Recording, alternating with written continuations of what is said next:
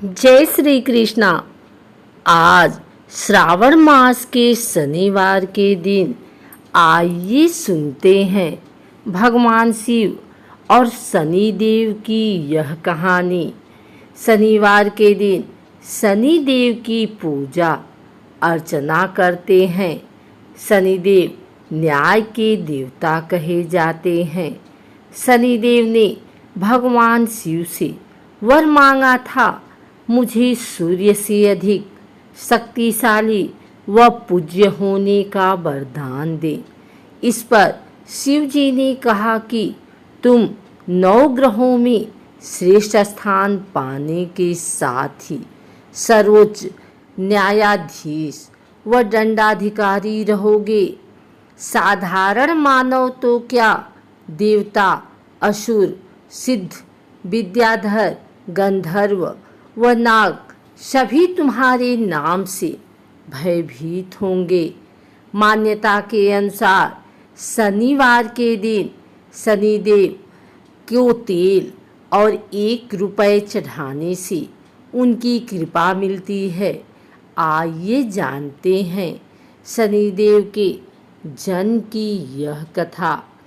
पौराणिक कथा के अनुसार कश्यप मुनि के वंशज भगवान सूर्य नारायण की पत्नी सवर्णा यानी कि छाया की कठोर तपस्या से ज्येष्ठ मास की अमावस्या को शनि का जन्म हुआ।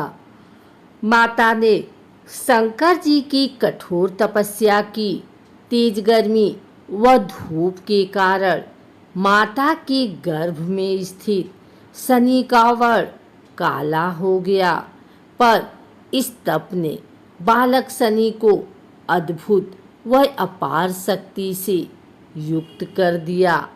एक बार जब भगवान सूर्य पत्नी छाया से मिलने गए, तब शनि ने उनके तेज के कारण अपने नेत्र बंद कर लिए।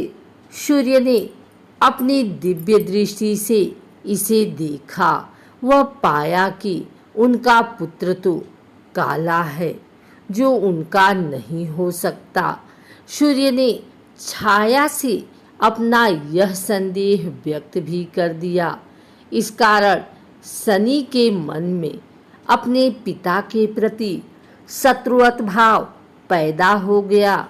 शनि के जन्म के बाद पिता ने कभी उनके साथ पुत्रवत प्रेम प्रदर्शित नहीं किया। इस पर शनि ने भगवान शिव की कठोर तपस्या कर उन्हें प्रसन्न किया। जब भगवान शिव ने उनसे वरदान मांगने को कहा, तो शनि ने कहा कि पिता सूर्य ने मेरी माता का अनादर कर उसे प्रताड़ित किया है। मेरी माता हमेशा अपमानित व पराजित होती रही, इसलिए आप मुझे सूर्य से अधिक शक्तिशाली व पूज्य होने का वरदान दे। तब भगवान आशुतोष ने वर दिया कि तुम 9 ग्रहों में श्रेष्ठ स्थान पाने के साथ ही सर्वोच्च न्यायाधीश व दंडाधिकारी रहोगे। साधारण मानव तो क्या, देवता, असुर, सिद्ध, विद्याधर, गंधर्व व नाग सभी तुम्हारे नाम से भयभीत होंगे। कथानुसार लंकापति रावण ने अपनी अपार शक्ति से न केवल देवताओं का राज्य छीन लिया, बल्कि उसने सभी ग्रहों को भी कैद कर लिया था। जब मेघनाद का जन्म होने वाला था, तब रावण ने सभी ग्रहों को उनकी उच्च राशि में स्थित होने का आदेश दिया। उसके भय से ग्रस्त ग्रहों को भविष्य में घटने वाली घटनाओं को लेकर बड़ी चिंता सताने लगी। पर मेघनाद के जन्म के ठीक पहले शनिदेव ने अपनी राशि बदल दी। इस कारण मेघनाद अपराजेय व दीर्घायुवान नहीं हो सका। रावण ने क्रोध में आकर शनि के पैर पर गदा से प्रहार किया। इस कारण शनि की चाल में लचक आ गई। एक और कथा के अनुसार एक समय शनिदेव भगवान शंकर के धाम हिमालय पहुँचे। उन्होंने अपने गुरुदेव भगवान शंकर को प्रणाम कर उनसे आग्रह किया, हे प्रभु, मैं कल आपकी राशि में आने वाला हूँ, अर्थात मेरी वक्र दृष्टि आप पर पड़ने वाली है। शनिदेव की बात सुनकर भगवान शंकर हतप्रभ रह गए और बोले, हे शनिदेव, आप कितने समय तक अपनी वक्र दृष्टि मुझ पर रखोगे? शनिदेव बोले, हे नाथ, कल सवा प्रहर के लिए आप पर मेरी वक्र दृष्टि रहेगी। शनिदेव की बात सुनकर भगवान शंकर चिंतित हो गए और शनि की वक्र दृष्टि से बचने के लिए उपाय सोचने लगे। शनि की दृष्टि से बचने हेतु अगले दिन भगवान शंकर मृत्युलोक आए।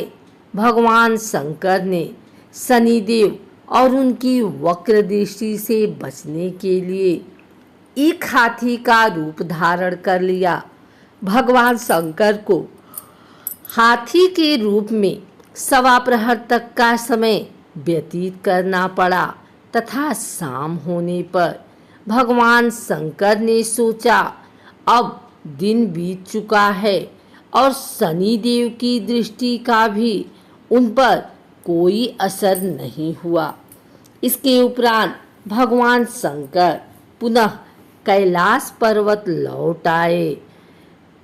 भगवान शंकर प्रसन्न मुद्रा में जैसे ही कैलाश पर्वत पर पहुँचे, उन्होंने शनिदेव को उनका इंतजार करते पाया।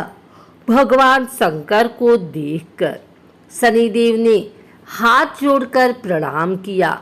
भगवान शंकर मुस्कुराकर शनिदेव से बोले, आपकी दृष्टि का मुझ पर कोई असर नहीं हुआ। यह सुनकर शनिदेव मुस्कुराए और बोले, मेरी दृष्टि से न तो देव बच सकते हैं और न ही दानव, यहाँ तक कि आप भी मेरी दृष्टि से बच नहीं पाए। यह सुनकर भगवान शंकर आश्चर्यचकित रह गए। शनिदेव ने कहा, मेरी ही दृष्टि के कारण आपको सवा प्रहर के लिए देव योनि को छोड़कर पशु योनि में जाना पड़ा। इस प्रकार मेरी वक्र दृष्टि आप पर पड़ गई और आप इसके पात्र बन गए। शनिदेव की न्याय प्रियता देखकर भगवान शंकर प्रसन्न हो गए और शनिदेव को हृदय से लगा लिया।